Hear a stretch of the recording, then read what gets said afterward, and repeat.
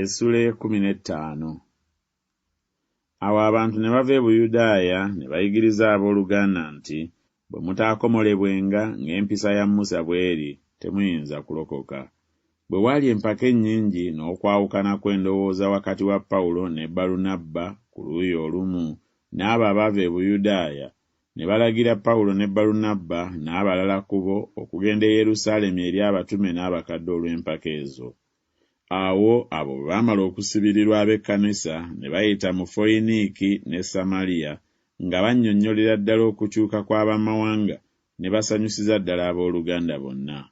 Bwe baatuuka e Yerusaalemi, ab'ekkanisa n'abatume n'abakadde ne babasembeza ne bababuulira byonna Katonda bye yakoleranga awamu nabo.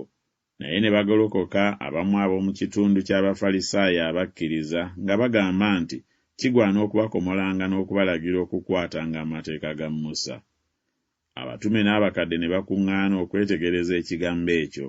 Bwe waali okwawukana kw'endowooza kungi, Peetero n'ayimirira n'abagamba nti, abasajja abooluganda, mwe mumanyi nti okuva mu nnaku ez'edda Katonda yalonda mu mmwe ab'amawanga bawulire mu kamwa kange ekigambo eky'enjiri ne bakkiriza. Ne Katonda amanye emitima n'abategeeza bwe yabawa Omwoyo Omutukuvu era nga ffe, n'atayawula ffe nabo bwe yalongoosa emitima gyabwe olw'okukkiriza. Kale kaakano mukemera ki Katonda okuteeka ekikoligo mu bulago bw'abayigirizwa bajjajjaffe kye bataayinza kutwala newaakubadde ffe, naye tukkiriza okulokolebwa lwa kisa kya Mukama waffe Yesu, era nabo bwe batyo. Ekibiina kyonna ne kisirika ne bawulira Balunabba ne Pawulo nga bannyonnyola obubonero n'ebyamagero byonna Katonda bye yabakozanga mu mawanga. Abo bwe baamala okusirika, Yakobo n'addamu ng'agamba nti, abasajja abooluganda, mumpulire. Simyoni annyonnyodde Katonda bwe yasooka okutunuulira amawanga okuggyiramu erinnya ly'abantu. Ebigambo bya bannabbi bitabagana n'ebyo nga bwe kyawandiikibwa nti, oluvannyuma lw'ebyo ndikyuka, ndizimba nate eweema ya Dawudi eyagwa, okumenyeka kwayo ndikuzimba nate, era ndigigolokosa.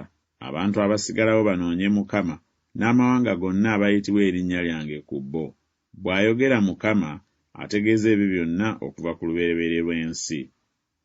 Kyenva nsalawo tuleme okuteganya abava mu mawanga okukyukira Katonda, naye tubawandiikire beewalenga obugwagwa bw'ebifaananyi, n'obwenzi, n'ebitugiddwa, n'omusaayi.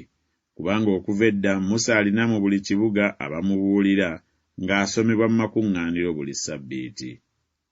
Awo ne bakisiima abatume n'abakadde wamu n'ekkanisa yonna okulonda abantu mu bo n'okubatuma e Antiyokiya ne Pawulo ne Balunabba, Yuda ayitibwa Balusabba ne Siira, abantu abakulu mu booluganda, ne bawandiika ne bagikwasa mu mikono gyabwe nti, abatume n'abooluganda abakadde tulamusizza abooluganda abali mu Antiyokiya ne Busuuli ne Kirukiya abali mu mawanga, kubanga tuwulidde nti abantu abaava ewaffe baabasasamaza n'ebigambo nga bakyusa emmeeme zammwe be tutaalagiranga.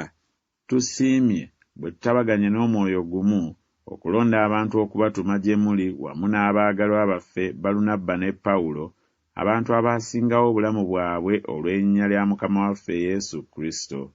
Kyetuvudde tutuma Yuda ne Siira, era abali babuulira obumu bennyini n'akamwa.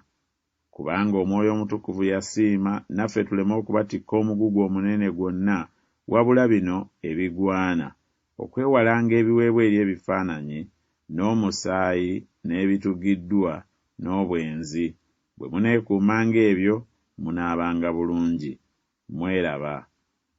Awo bo bwe baasindikibwa ne bajja e Antiyokiya ne bakuŋŋaanya ekibiina ne babakwasa ebbaluwa. Bwe baasoma ne basanyuka olw'okubuuliririrwa okwo. Yuda ne Siira, kubanga nabo baali bannabbi, ne bababuulirira abooluganda mu bigambo bingi ne babagumya. Bwe baamalayo ebiro ne basiibulwa abooluganda n'emirembe okuddayo eri abo abatuma. Naye Siira yasiima okusigalayo. Naye Pawulo ne Balunabba ne balwayo mu Antiyokiya nga bayigirizanga era nga babuuliranga ekigambo kya Mukama waffe wamu n'abalala bangi era. Ennaku bwe zaayitawo, Pawulo n'agamba Balunabba nti, kale tuddeyo tulambule abooluganda mu buli kibuga gye twabuulira ekigambo kya Mukama waffe, tulabe nga bwe bali. Balunabba era n'ayagala okutwala Yokaana, erinnya lye eryokubiri Makko. Naye Pawulo teyasiima kumutwala oyo eyabaleka mu Panfuliya n'atagenda nabo ku mulimu. Ne wabaawo empaka nnyingi n'okwawukana ne baawukana. Balunabba n'atwala Makko n'awanika amatanga okugenda e Kupulo. Naye Pawulo n'alonda Siira n'avaayo, abooluganda bwe baamusigira ekisa kya Mukama waffe. N'ayita mu Busuuli ne Kirukiya ng'agumya ekkanisa.